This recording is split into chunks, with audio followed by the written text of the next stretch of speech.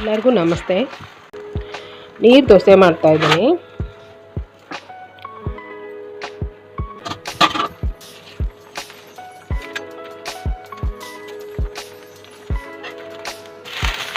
ಇದು ಚಿಕನ್ ಸಾರು ಮಟನ್ ಸಾರಿಗೆ ತುಂಬ ಚೆನ್ನಾಗಿರುತ್ತೆ. ಜೊತೆಗೆ ಕಾಯಿ ಚಟ್ನಿ ಜೊತೆಗೆ ಇದ್ರೂ ತುಂಬಾ ಚೆನ್ನಾಗಿರುತ್ತೆ. ಈ ದೋಸೆ ಮಾಡೋದಕ್ಕೆ ಅಕ್ಕಿ ನಾನು ರಾತ್ರಿನೇ ನೆನೆಸಿಟ್ಟಿದ್ದೀನಿ. ಇದು ಸೊಸೈಟಿ ಅಕ್ಕಿ ಇಲ್ಲಾಂದರೆ ಅಂಗಡಿದು ಹೊಸ ಅಕ್ಕಿನೇ ಆಗಬೇಕು. ಅನ್ನ ಮಾಡೋವಂಥ ಹಳೆ ಅಕ್ಕಿಯಿಂದ ಚೆನ್ನಾಗಿ ಬರಲ್ಲ. ಇದ್ರ ಜೊತೆಗೆ ಇದು ಮೀಡಿಯಮ್ ಸೈಜ್ನ ಅರ್ಧ ಹೋಳು ತೆಂಗಿನಕಾಯಿ. ಈ ಅಕ್ಕಿ ಜೊತೆಗೆ ತೆಂಗಿನಕಾಯಿ ಮತ್ತು ಉಪ್ಪು ಹಾಕ್ಬಿಟ್ಟು ನೈಸಾಗಿ ನಾನು ಮಿಕ್ಸಿ ಮಾಡ್ಕೊತೀನಿ. ನೋಡಿ, ಈ ಥರ ಫುಲ್ ನೈಸಾಗಿರಬೇಕು. ಮಿಕ್ಸಿ ಮಾಡಿಕೊಂಡು ಒಂದು ಪಾತ್ರೆಗೆ ಹಾಕ್ಕೋತೀನಿ. ಇದು ಸೊಸೈಟಿ ಅಕ್ಕಿನೇ ಆಗಬೇಕು, ಇಲ್ಲಾಂದರೆ ಅಂಗಡಿದು ಹೊಸ ಅಕ್ಕಿ ಇರಲಿ, ಕಮ್ಮಿ ರೇಟಿಗೆ ಸಿಗುತ್ತೆ ನೋಡಿ ಆ ಅಕ್ಕಿ. ಯಾವುದೇ ಕಾರಣಕ್ಕೂ ಅನ್ನ ಮಾಡೋವಂಥ ಹಳೆ ಅಕ್ಕಿಲಿ ಮಾಡಬೇಡಿ, ಚೆನ್ನಾಗಾಗಲ್ಲ. ಇದೀಗ ಪಾತ್ರೆ ಹಾಕ್ಕೊಂಡು ಇದಕ್ಕೆ ಜಾಸ್ತಿ ನೀರು ಹಾಕಬೇಕು. ಲೂಗ್ ಬರಬೇಕು. ನೀರು ದೋಸೆ ಅಂತ ಹೇಳ್ತೀವಿ ನೋಡಿ. ನೀರು ದೋಸೆ ಅಂದರೆ ಇದರ ಹಿಟ್ಟು ನೀರು ಇರಬೇಕು.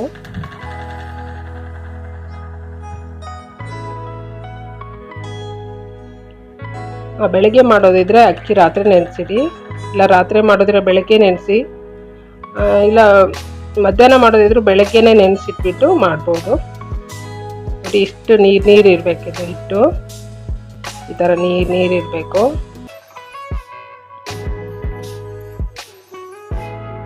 ಈಗ ನಾನು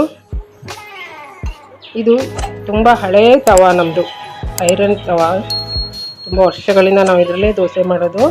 ಇಲ್ಲಿ ದೋಸೆ ತುಂಬ ಚೆನ್ನಾಗಿ ಬರುತ್ತೆ, ಸ್ವಲ್ಪನೂ ಅಂಟಲ್ಲ. ನಾನು ನಾನ್ ಸ್ಟಿಕ್ ತವದಲ್ಲೂ ಹಾಕ್ಬೋದು. ಈ ಥರ ಐರನ್ ತವ ತುಂಬ ಹಳೆಯದು ಚೆನ್ನಾಗಿ ಪಳಗಿರೋಂಥ ತವ ಇದ್ದರೆ ತುಂಬ ಚೆನ್ನಾಗಿರುತ್ತೆ ನೀರು ದೋಸೆ ಮಾಡೋದಕ್ಕೆ. ನೋಡಿ, ಈ ತವದಲ್ಲಿ ಎಷ್ಟು ಚೆನ್ನಾಗಿ ಬರುತ್ತೆ, ಸ್ವಲ್ಪನೂ ಅಂಟಲ್ಲ.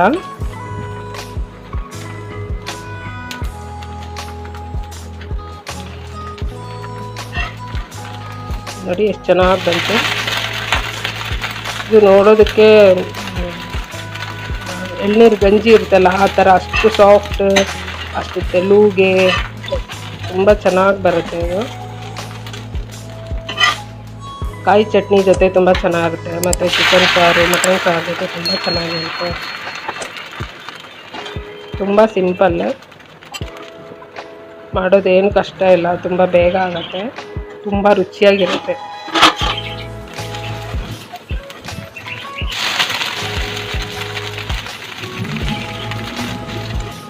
ನಾನು ಇದಕ್ಕೆ ಮೊಟ್ಟೆ ಸಾರು ಮಾಡಿದ್ದೀನಿ ಇದ್ರ ಜೊತೆಗೆ. ನೋಡಿ, ಈಗ ರೆಡಿ ಇದೆ. ಈ ಥರ ಒಂದ್ಸಲ ಟ್ರೈ ಮಾಡಿ, ಚೆನ್ನಾಗಾಗುತ್ತೆ. ನನ್ನ ವಿಡಿಯೋ ಇಷ್ಟ ಆದರೆ ಲೈಕ್ ಮಾಡಿ, ಶೇರ್ ಮಾಡಿ, ಮರಿದೇ ಸಬ್ಸ್ಕ್ರೈಬ್ ಮಾಡಿ. Thank you.